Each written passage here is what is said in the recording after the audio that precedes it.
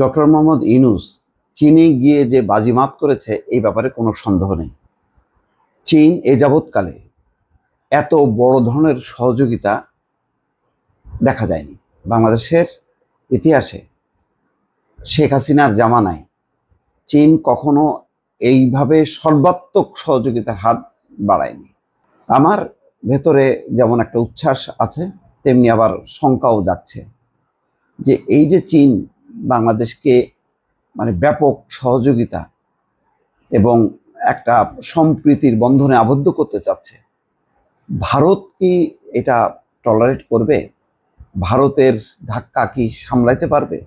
কেননা বোঝাই যাচ্ছে যে ভারত ক্ষুব্ধ হয়েছে এবং এই কারণে বিমস্টেকের যে সম্মেলন হবে এর পরপরই ডক্টর মোহাম্মদ ইউনূস যাবেন 2 থেকে 4 এপ্রিল, যেটা থাইল্যান্ডের রাজধানী ব্যাংককে হবে। সেখানে তারা পরিষ্কার বলছে যে না, মোদি বৈঠক করবে না। ওই হয়তো বৈঠকের আশেপাশে একটু চা খাইতে খাইতে দেখা হলেও হইতে পারে, বাট নিশ্চিত না। মোদি একটাই বৈঠক করবে, সেটা হচ্ছে থাইল্যান্ডের যে প্রধানমন্ত্রী তার সঙ্গে দ্বিপাক্ষিক বৈঠক করবে, আর কারোর সাথে কোনো বৈঠক করবে না। তো যাকে এটা বোঝাই যাচ্ছে যে এটা হলো ভারতের একটা ক্ষোভের বহিঃপ্রকাশ। চীনকে নিয়ে এত মাতামাতি কেন? এবং চীন এমন স্পর্শকাতর জায়গায় ঢুকে যাচ্ছে যে ভারত রীতিমতো বিপদ গুনতেছে আর কি। এবং তাদের যে সবচেয়ে বড় আপত্তির জায়গা তিস্তা ব্যারেজ প্রকল্প, সেটার মহাপরিকল্পনা পেশ করার জন্য বলছে। আর সমস্ত নদী ব্যবস্থাপনাটাই এক অর্থে বলা যায় যে চীনের হাতে তুলে দেওয়া হবে। তারা পুরো বিষয়টা বাংলাদেশে যাতে বন্যা না হয় এবং পানি ব্যবস্থাপনা করে সারা বছর বাংলাদেশ যাতে সেচের সুবিধা করতে পারে, সেরকম পরিকল্পনা জন্য একটা মহাপরিকল্পনা আগামী 50 বছরের জন্য। তার ওই যে যেমন 25 বছর যে চুক্তি ভারতের সাথে, যেটাকে কালো চুক্তি বলা হয়, এখন চীনের সাথে এই যে চুক্তি করতে যাচ্ছে নদী ব্যবস্থাপনার নামে, এইটা ভারত তো এর ভেতরে বুঝতেছে যে এটা মহাবিপদ। টেকনিক্যালি তারা ঢুকে যাচ্ছে বাংলাদেশের ভিতরে। এবং শুধু তাই না, দেখেন সর্বশেষ আজকে পিকিং বিশ্ববিদ্যালয় ডক্টর মোহাম্মদ ইউনূসকে সম্মানসূচক ডক্টরেট ডিগ্রি দিছে। চীন যেমন শেখ হাসিনাকে চরমভাবে বেজ্জতি করছে, আর তেমনি চরমভাবে ইজ্জত দিল বা বিশাল ইজ্জত দিল ডক্টর মোহাম্মদ ইউনূসকে। আসলে চীন বাংলাদেশকে অপমান করেনি। চীন হচ্ছে শেখ হাসিনা যে দ্বিচারিতা, তার একটা প্রতিশোধ তারা নিছে।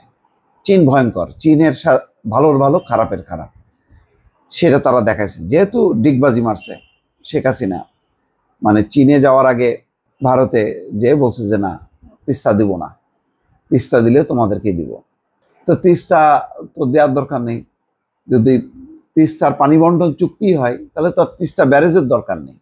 বাংলাদেশের তো দরকার ভাটির দেশ হিসাবে পানি, সেই পানিটা দিলেই তো হয়ে যায়। এখন দেখেন কয়েকটা পয়েন্ট খুব গুরুত্বপূর্ণ। এখানে কি হয়েছে? এই সফরে একটা চুক্তি হয়েছে এবং 8টা সমঝোতা স্মারক হয়েছে। এই সমঝোতা স্মারকটা কিন্তু পরবর্তীতে চুক্তিতে রূপ নেবে। যে পয়েন্টগুলো বললাম, নদী ব্যবস্থাপনা, তিস্তা সহ আরো অন্যান্য জিনিস। 210 কোটি মার্কিন ডলারের বিনিয়োগ, ঋণ ও অনুদানের প্রস্তুতি, শান্তি এবং স্থিতিশীলতা প্রতিষ্ঠায় চীনের জোরালো ভূমিকা চান মোহাম্মদ ইউনূস। তিস্তা প্রকল্পে চীনের প্রতিষ্ঠানকে স্বাগত।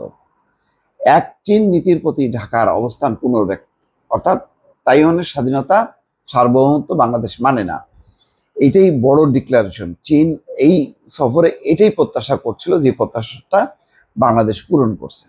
এক চীন নীতি, তাইওয়ান চীনের হচ্ছে অংশ, এটাই এই যে ঘোষণাটা, এই ঘোষণাও কিন্তু একটা বড় ধরনের সাহসী একটা ঘোষণা।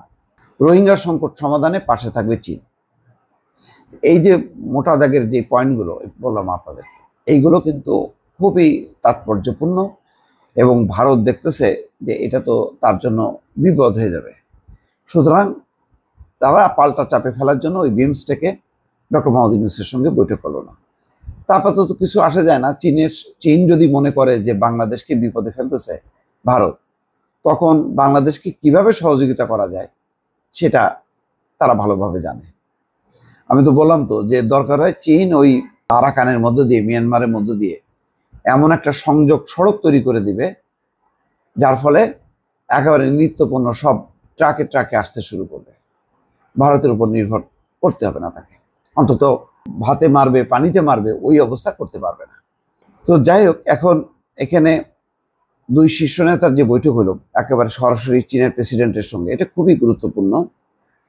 বেজিং এ গ্রেট হল অব দ্য পিপলে দুই নেতার মধ্যে ঘণ্টাখানেক দ্বিপক্ষীয়, আঞ্চলিক এবং আন্তর্জাতিক নানা বিষয়ে আলোচনা হয়েছে। এটা খুবই গুরুত্বপূর্ণ। এইরকম গুরুত্ব দিয়ে চীন কখনো শেখ হাসিনাকে বরণ করেনি, এইটা হয়েছে। এবং শুধু তাই না, দেখেন চীনের প্রায় 30টি প্রতিষ্ঠান বাংলাদেশে বিশেষ চীনা অর্থনৈতিক অঞ্চল হবে, $100 কোটি বিনিয়োগের অঙ্গীকার করছে। বাংলাদেশ বলছে বঙ্গোপসাগর এটা এখানে একটা বিনিয়োগ হাব বানাইতে, যাতে এখানে চীন তার শিল্প প্রতিষ্ঠানগুলো গড়ে এবং এখান থেকে যাতে উৎপাদিত পণ্য সারা বিশ্বে রপ্তানি করতে পারে। কেন বলছে? চীনের হচ্ছে যেই স্যালারি মজুরি এটা অনেক হাই, তারপরে চীনে সবাই আসতেও স্বাচ্ছন্দ্য বোধ করে না। তুলনামূলকভাবে বাংলাদেশে ওই সমুদ্রের কারণে এখন যাতায়াত খুব দ্রুত যাতায়াত বাড়বে বিদেশি জাহাজগুলোর। তো চীন যদি তার দেশের বাইরে এসে বাংলাদেশের কর্মীদেরকে নিয়ে যদি একটা শিল্প অঞ্চল গড়ে তোলে, চিন্তা করেন চীন যদি একটা বিশেষ শিল্প অঞ্চল গড়ে এবং একটা অর্থনৈতিক অঞ্চল দিয়ে দেওয়া হয়, তাহলে কি পরিমাণ বাংলাদেশি কর্মী সেখানে কর্মসংস্থান হবে।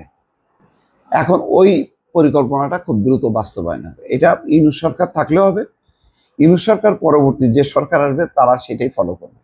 সত্যি কথা বলতে কি, বিনিয়োগ বাণিজ্যে বাংলাদেশকে সমৃদ্ধ করতে গেলে এখন চীনের বিকল্প কোনো দেশ নেই, এই বাস্তবতা।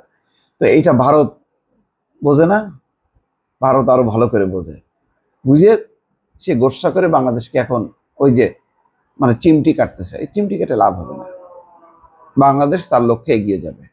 ভালো থাকবেন, আল্লাহ হাফেজ।